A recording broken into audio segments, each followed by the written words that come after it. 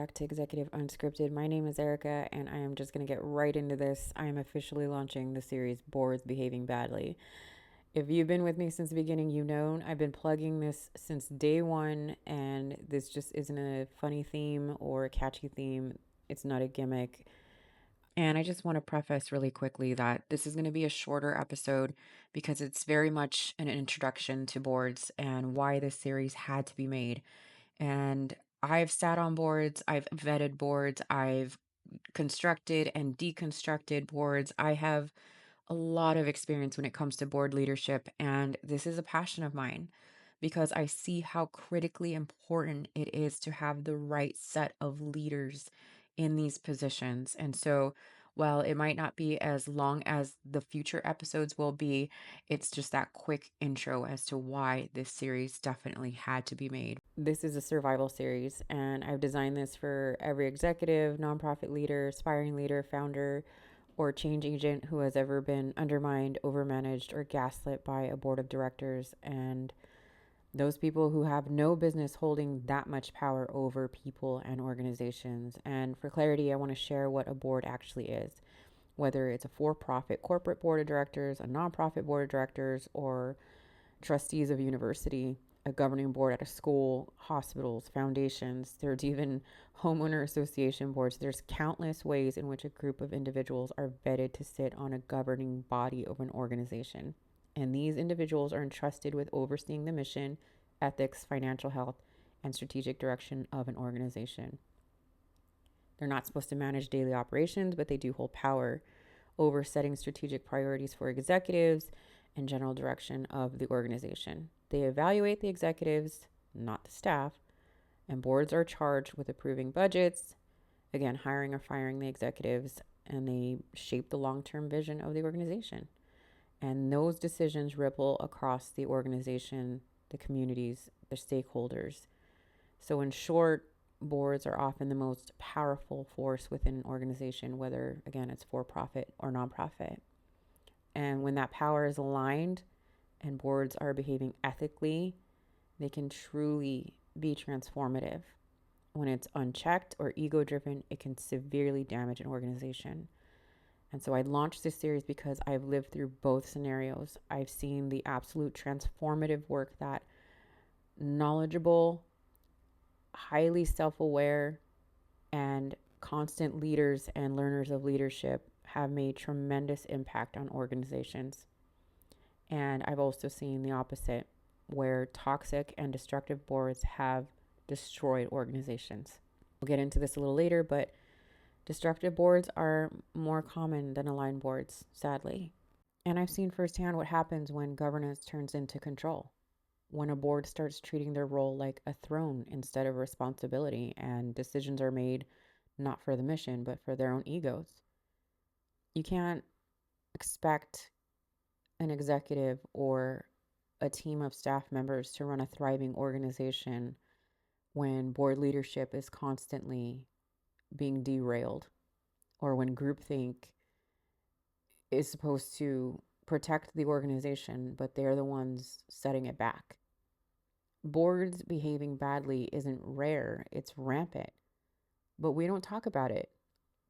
And I firmly believe people have a common misconception about what boards truly are. And they are often labeled or seen as a group of respected and knowledgeable leaders. And also, this is a very uncomfortable topic to talk about, and in some cases, a little legally risky too. So I can't speak about everything I've witnessed directly, but let's just say there are too many issues out there to ignore. And ultimately, if we want healthy, effective organizations, nonprofit or otherwise, we need to stop romanticizing the boardroom. Too many organizations are built on a dangerous assumption, and that's that anyone who's given a board seat automatically understands leadership. And we know that is not true. But here is another sad reality. Boards just don't oversee strategy. They shape the culture, and when that culture is toxic, the rest of the organization suffers. A 2021 Stanford study found that 60% of nonprofit boards fail to regularly evaluate their own performance, and more than half admitted to lacking expertise in core areas of oversight. And yet, these are the same people voting on executive performance, financial health, priorities, long-term vision.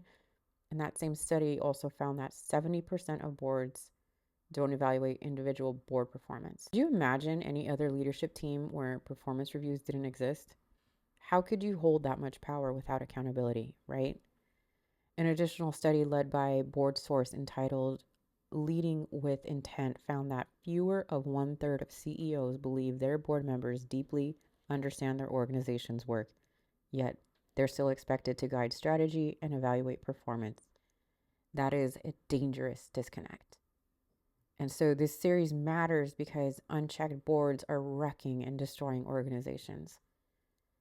And it's the internal destruction of organizations that they unfortunately see their demise because they were unable to fix these board issues.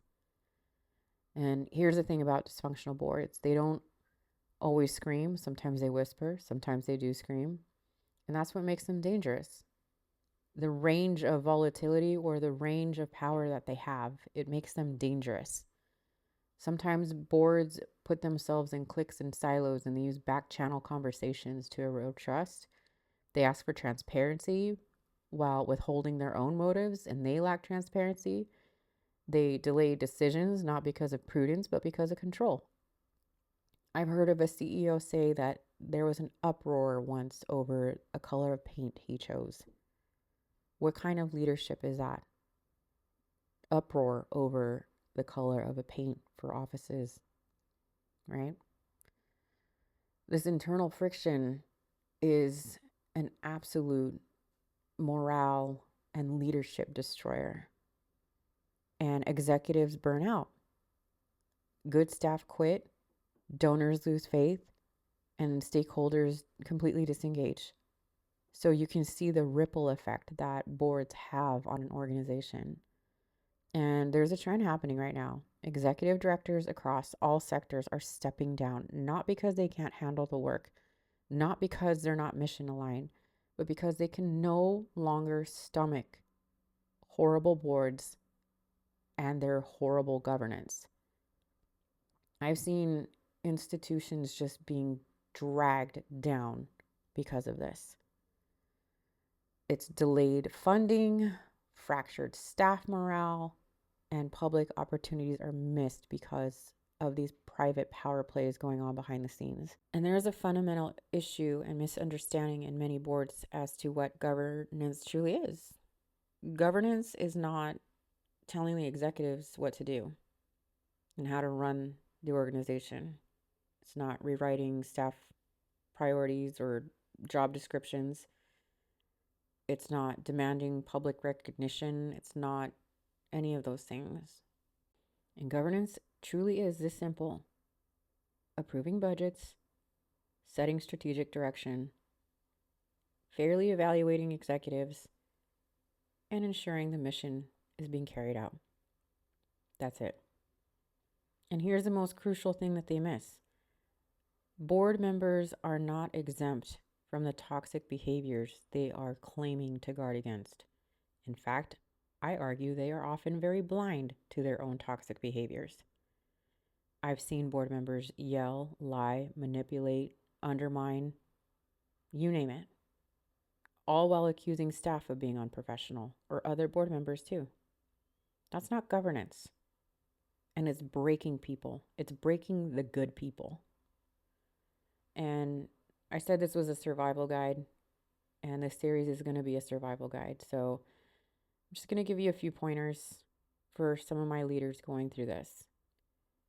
And if you're leading through board dysfunction, here are 5 strategies that have helped keep my sanity and my integrity, and hopefully you can keep your sanity and integrity too. And number 1, document everything. Keep written records of decisions, approvals, and especially any problematic communication. Always write down any problematic communication, and it protects you. It creates a paper trail that the board can't rewrite, and they can't change your experience. Number 2, don't take the bait. When a board member gets emotional, accusatory, volatile, emotional restraint is your superpower. And let their behavior expose itself. Let them expose themselves. And number 3, know your bylaws. Most boards break their own rules. And I believe it's intentional. They know they're breaking their rules. But because they voted on them and they wrote them, it's another case of rules for thee, but not for me. And number 4, this is a big one. And we talk about external support all the time. Build external support. Find allies outside the board. Strengthen people who support you and see your value. Get mentors, legal advisors, consultants, people who can affirm your leadership and help you strategize without retaliation. I can't tell you how critically important that is, and that has helped me tremendously in so many occasions. And number 5, have an exit strategy, but don't exit quietly. You don't deserve to sit quietly if you have had to deal with dysfunction. If your board has caused long-term damage to you or the organization, prepare your departure, but tell your truth on the way out. Document the dysfunction and protect the next leader. I can't tell you how important that is. You deserve to lead with clarity and not fear. You deserve to feel empowered and not eroded. And your organization deserves a board that uplifts and is of the most high quality leaders it could possibly find. Nonprofits especially, and I've said this before, nonprofits deserve exceptional leaders, not obstructionists, not ego-driven and irrational board members who lack the leadership skills, common sense skills, or even in those studies that we talked about earlier, they don't even know what they're doing. They don't evaluate themselves, and they barely understand their role. Your organization does not deserve that. You don't deserve to work in that. And so boards behaving badly, it's not a rant, it's a reality. And one that too many leaders have been forced to tolerate in silence. But not here. Not anymore. Not in this series. And so that was just the intro. That was going to give you just a taste of what we're going to uncover on boards behaving badly. And so in this next episode, we'll look at the psychological tactics board members use to shift blame and avoid accountability, and how to spot it before it takes root. If you've ever felt like you're losing your voice while trying to do the right thing, this series is for you. And I hope it's your lifeline. And I hope I can spread as much knowledge and I can spread as much hope for those sitting in these situations. And so I'll leave you with this. Welcome to the table. This is the big seat. Let's fix what's broken. So until next time, my name is Erica, and thank you for listening to the Executive Unscripted Podcast. I will talk to you next week.